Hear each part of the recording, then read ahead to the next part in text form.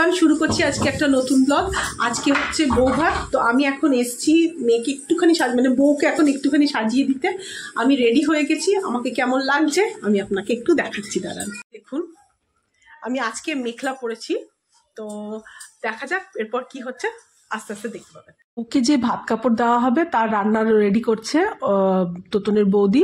5 রকমের ভাজা হয়ে গেছে, বড়া হয়ে গেছে, মাছের ঝোলের জন্য ফুলকপি আলু রেডি করেছে। এই যে মাছ আর মাছের মাথা এখানে আছে। এখানে হচ্ছে একটা মিক্সড ভেজ। এই যে তোতনের বড় বৌদি ও সমস্ত রান্না করছে, ভাত কাপড় দিতে হবে। তো আমি গেলাম তখন একটু ইয়েকে রেডি করছিলাম, কারণ ও এখানে একা একা তো একটু তো হেল্প করতেই হয়। আর বেচারা কোনোদিনও শাড়ি ঠাড়ি পরেনি। তো যাই হোক, একটু অসুবিধাই হচ্ছিল। যাই হোক, একটু রেডি করে দিলাম। তো ওর সাজটাও আমি সাজিয়েছি, জানি না কেমন হয়েছে, কিন্তু তো ওকে এবার রেডি করছি একটু একটু করে। তা আমাকে একজন হেল্প করছিল, অবশ্য ওই আমাকে ক্যামেরা করে দিচ্ছিল একটু। তা আমি ওকে জিজ্ঞেস করলাম যে ঠিকঠাক আসছে তো, বউয়ের মুখটা আসছে না তো? কারণ আমি চাইছিলাম না যে ওর মুখটা এখনই কেউ দেখুক, রাত্রেবেলা খুব সুন্দর করে সাজবে তখনই প্রথম যেন দেখে, এই কারণের জন্য। যাই হোক, এবার রান্নাঘরে গেলাম। রান্নাঘরে গিয়ে দেখলাম যে সমস্ত রেডি, সাজানো গোছানো কমপ্লিট হয়ে গেছে। এটা পুরোটাই তোতনের বৌদি করেছে। আর এই যে মিক্সড ভেজটা তখন হচ্ছিল, এই যে মিক্সড ভেজ, ডাল, মাছ আর বড়া, এই হচ্ছে বৌমাকে খেতে দেওয়া হবে, নতুন বউকে। খুব সুন্দর করে সাজিয়েছে। 5 রকমের ভাজা, বিনস, শিম, কুমড়ো, আলু, বেগুন, আর ওই বড়াটা অন্যরকম। আর এটা হচ্ছে শাড়ি, এই শাড়ি আর আলতা সিঁদুর এই দেওয়া হবে ভাত কাপড়ের মধ্যে। তো সেটা নিয়ে সবাই রেডি করে রেখেছে। এবারে আমি আজকে সেরকম কিছু করিনি, আমি জাস্ট শুধু একটু হেল্প করে দেওয়া, আর কিছু না। আর ওর বড় বৌদি নিয়ে আসছিল ভাতটা, আর আমি কাপড়টা দিয়ে তারপরে একসাথে তুলে ওকে এবার দেওয়ার পালা।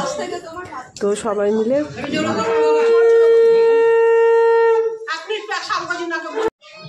আজ থেকে তোমার ভাত কাপড় আর সমস্ত কিছু দায়িত্ব আমি।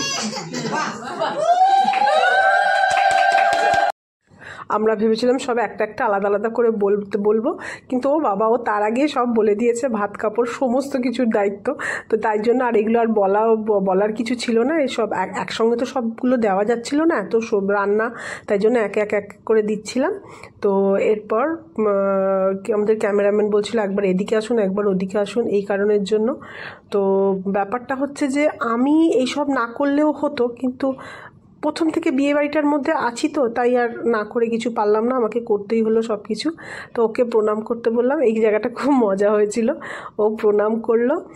তো ওর চুলটা নিয়ে সবার একটু সমস্যা হয়েছিল, কারণ ওর অনেকটা উঁচু করে চুলটাকে লাগাতে হয়েছিল, কারণ ওর যে ক্লিপটা, মানে যে চুল কী বলে ওটাকে,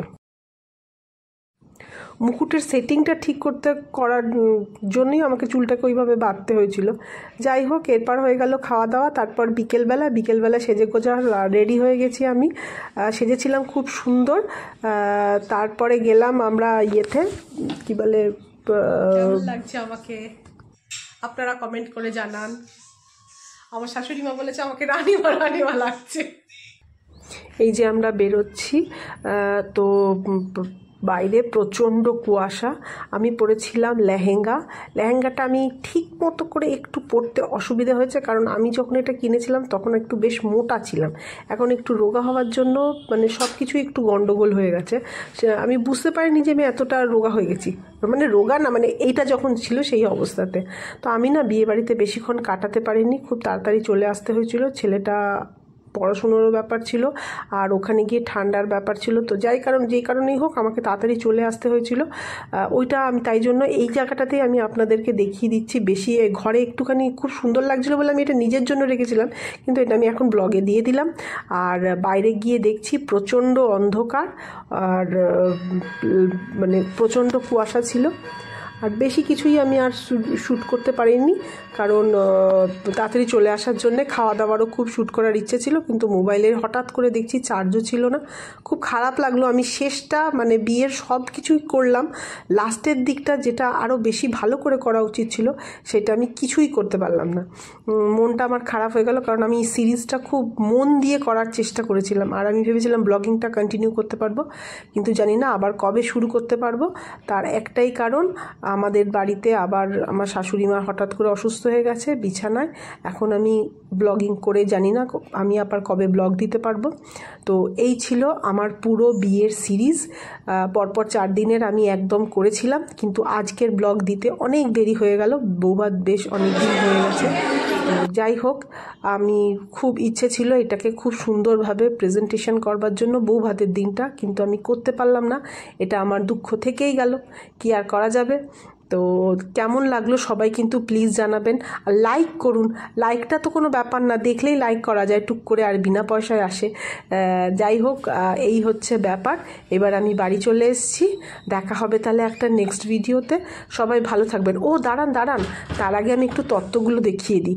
তত্ত্বগুলোর মধ্যে, কারণ এটা তার পরের দিন, এটা কাকিমার শাড়ি যেটা ওরা তত্ত্বে দিয়েছিল। আরও 2টো শাড়ি আমি তত্ত্বগুলোও দেখাতে পারিনি, কারণ আমি যাওয়ার আগেই ওরা তত্ত্বগুলো সব খুলে ফেলেছিল। এই হচ্ছে ব্যাপার। দেখা হবে একটা নেক্সট ভিডিওতে।